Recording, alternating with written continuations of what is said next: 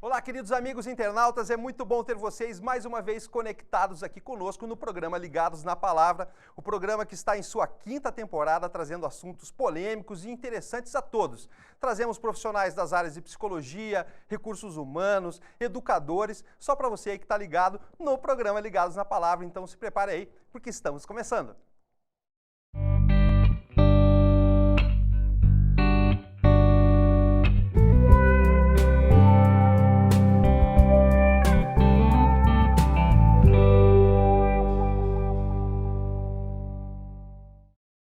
Olá, queridos, estamos de volta. O programa Ligados na Palavra está trazendo hoje um assunto bem interessante chamado depressão na terceira idade.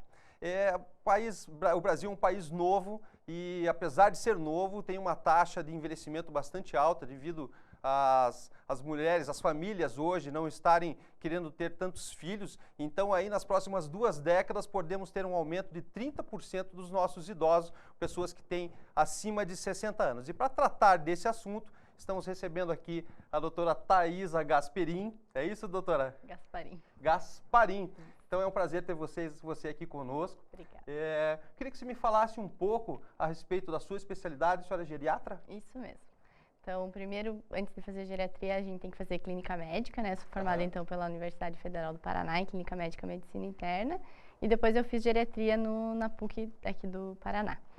E aí eu trabalho, então, com geriatria na Clínica Adventista, no Hospital de Idoso, aqui os Arnes em Curitiba, e em atendimento domiciliar também eu faço.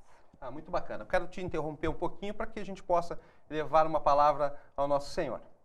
Grandioso Deus e Pai que estás nos céus, graças te damos, Senhor, por estarmos mais uma vez aqui gravando um programa Ligados na Palavra, que esse programa possa atingir aos nossos amigos internautas de forma elucidativa e fazer com que haja um crescimento para essas pessoas. Que seu Espírito Santo também possa estar com eles, é o que nós te pedimos e agradecemos em nome de Jesus. Amém. Doutora, o tema depressão, a gente pode até falar assim de forma ambígua, né? Depressão e botar pressão, né? O que os idosos podem fazer para serem mais ativos e, de alguma forma, reduzir os riscos ou atenuar os riscos de problemas aí com a... Então, a depressão é uma doença bem comum, não só na terceira idade, mas que cada vez vem crescendo mais na terceira idade, né? Os idosos têm ficado muito isolados, né? Não fazem coisas novas, não saem de casa, às vezes, porque acham que não vão conseguir fazer as coisas, né? Então, como você falou, é importante que os idosos tenham sempre uma vida ativa, né? Certo. Não ficar em casa, isolado, ter um convívio social, né? Conviver na sociedade, aprender coisas novas, né? O idoso, às vezes, não quer aprender a mexer no celular, não sabe mexer no computador, mas isso é uma forma de levar a vida e tentar manter uma atividade.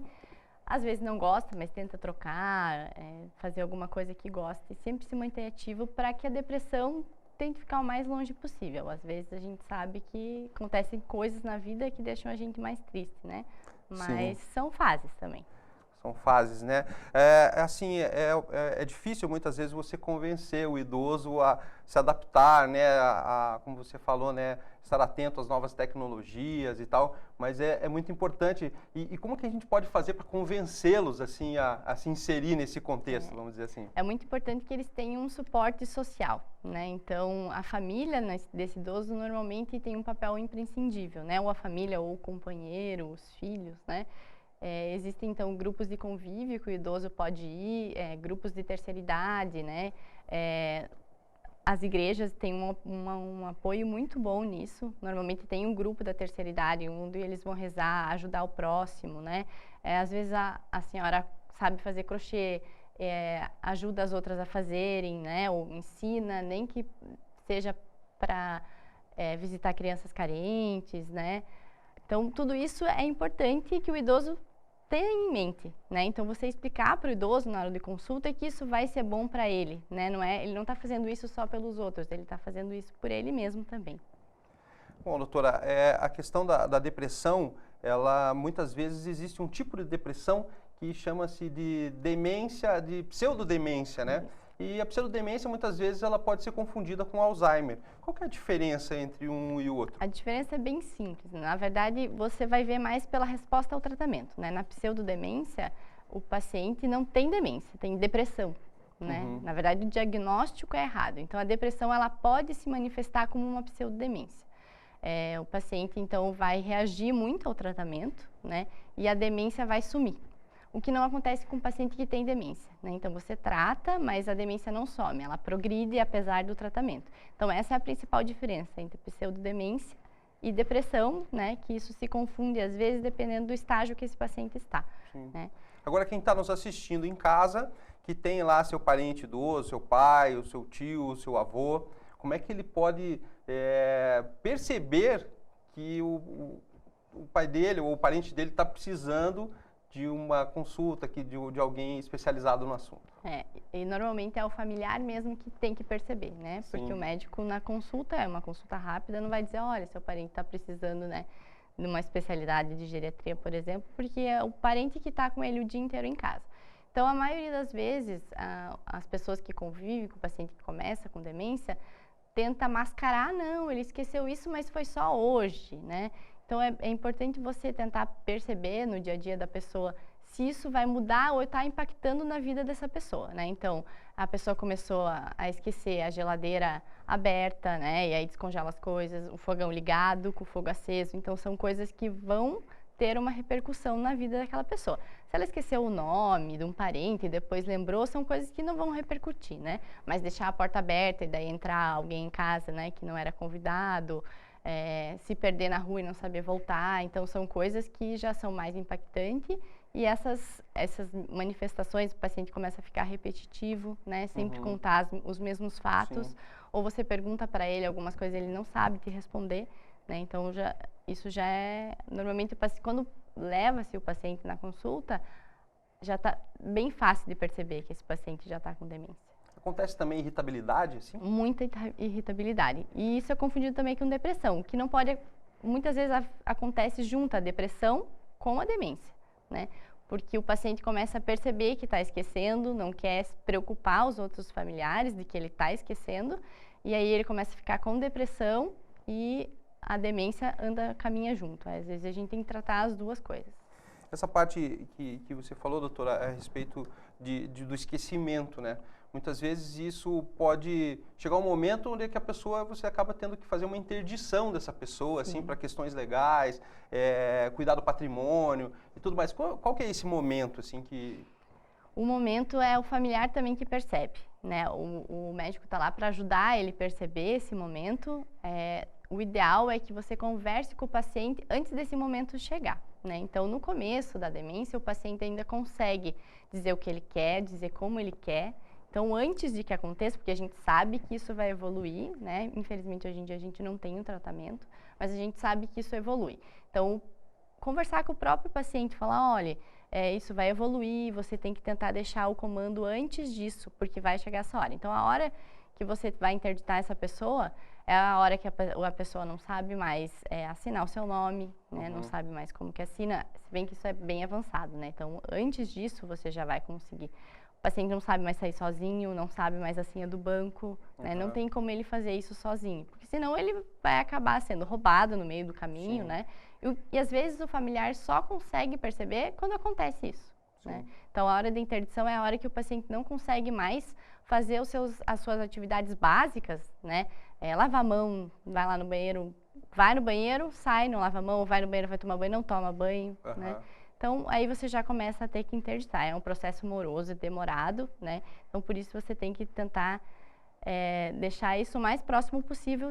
De preferência, o paciente deixar a sua vontade antes dele que ele comece a apresentar esses sintomas. Sim, é verdade. E, doutora, uma pessoa idosa, ela, lógico, depende de cuidados especiais. E muitas vezes as pessoas do convívio, né, do meio familiar, não têm, muitas vezes, a capacidade ou até mesmo o tempo para poder estar suprindo esse idoso das suas necessidades. Então, chega um momento que há necessidade de você pensar até numa casa de permanência, né? Então, qual seria esse time? Eu sei que é difícil, esse é um tema delicado para se tratar. Muitas vezes, casas de permanência tem aquela relação com o abandono do idoso e muitas vezes não é isso, né, doutora? Não. Então, é assim, isso vai depender muito de como é a organização da família, né? Então, tem famílias que tem uma boa organização dentro de casa, às vezes chamam um cuidador, né? Existe já essa profissão cuidador de idoso, né? Porque é uma sobrecarga muito grande para a família cuidar e manter o afetivo, né? Porque você acaba se irritando com aquela pessoa, tendo que cuidar e ainda mostrar a parte afetiva. A pessoa suga muito de você. Então, o ideal é que você arranje uma outra pessoa para cuidar paralelamente a você. O ideal é que seja em casa, porque é onde a pessoa está acostumada a estar, né? Onde normalmente eles gostam de ficar, né? Cada mudança para o paciente que tem demência é muito ruim. Então, o ideal seria em casa, mas tem famílias que moram em lugares que tem escada, né, que o idoso não consegue subir, né, então a gente tem que ver na estrutura da família se eles conseguem cuidar desse paciente em casa ou não. Não consegue, aí chegou a hora de ver uma casa de repouso. As casas de repouso mudaram bastante hoje em dia, né, essa percepção de abandono são naquelas casas de repouso onde o paciente já era abandonado antes mesmo, né, de virar idoso, né, então já era uma coisa que fica mais para a antiguidade agora, né? Hoje em dia as casas de repouso são bastante equipadas, tem musicoterapeuta, tem psicólogo, tem educador físico dentro das casas de repouso e às vezes o paciente fica mais confortável na casa de repouso do que na própria família. Que ali está cercado de pessoas especialistas nisso, né? Muitas, em casa você não tem isso, né? Em casa não tem essa especialização. Então, muitas vezes vale a pena, às vezes até a indicação médica, digamos. Às vezes sim, às vezes até porque a própria família fica doente junto com o paciente, né? Então, você fala, olha, vamos tentar levar esse paciente, nem que não seja para sempre, né? Seja por uns períodos, existem casas que a gente chama casa-dia, né? O paciente vai lá, passa o dia e dorme em casa também. Então, tem várias variedades de acordo com a família, né? Ou leva segunda, quarta e sexta, ou só fica no final de semana, né? Para se adaptar às várias realidades de cada família. Bacana, doutora. Agora vamos falar um pouco da melhor idade, né? Como que eles devem fazer para aproveitar esse momento? Porque muitas vezes eles têm tempo para aproveitar, né? Então, assim, você já falou um pouco de se adaptar às novas tecnologias, mas como aproveitar melhor esse tempo? Qual é a dica da doutora Thaisa aí? Então, aproveitar a melhor idade, a gente tem que começar a pensar na nossa idade. Para aproveitar a melhor idade, a gente já tem que começar desde cedo a pensar que a gente tem que manter, então, um hábito de vida saudável, tem que manter a atividade física diária, ou no mínimo umas 3 vezes por semana, né? Manter as amizades, as relações interpessoais, né? É super importante também ter uma religião, né? Ter no que acreditar, e isso já é comprovado cientificamente que faz bem. Então, toda essa atividade de vida saudável é o que mantém a terceira idade na melhor idade, né? A gente sabe que a terceira idade tem as suas particularidades, mas a gente tem que tentar se adiantar a isso, né? Isso vai fazer com que o idoso no futuro fique cada vez melhor. Tem também exercitar bastante a mente, né? Com leitura, enfim. Tem várias coisas que a gente tenta fazer, que nem eu falei para você, que às vezes a gente barra, né? Que o idoso não quer aprender novas coisas, né? Então tem que tentar achar uma forma dele gostar daquilo, né? Fazer de uma forma diferente. Então, leitura, né? Sempre vai estimular o cérebro. Aprender novas atividades, que não falei, né? Computador, palavra cruzada, né? Então, ter essa interação social também ajuda com que a mente sempre fique trabalhando. É isso aí, né, doutora? E para quem tem um idoso em casa, eu acho que fundamental é ter muita paciência também, né, doutora? Também, muita paciência. Muita paciência e amor, né? Amor. Porque todo mundo vai chegar lá, né? Espera-se que todo mundo chegue lá. Então, vamos tentar fazer isso da melhor forma possível. É isso aí. Doutora Thaisa, muito obrigado pela tua participação aqui conosco. Realmente é um papo assim que a gente podia levar durante tempo, mas a gente precisa, infelizmente, encerrar em virtude do tempo do programa. Então, eu gostaria de agradecer a tua participação aqui conosco. Obrigada. E para você aí que está conectado no programa Ligados na Palavra, não esquecer de compartilhar aí com seus amigos. Se você não é inscrito no canal, então se inscreva. Os endereços estão aqui, nós temos no Facebook, temos canal no YouTube. Então que você possa nos ajudar aí a compartilhar esse assunto tão interessante aí também para os seus amigos. Então, muito obrigado pela sua companhia e o programa Ligados na Palavra volta na próxima sexta-feira. Um abraço, tchau!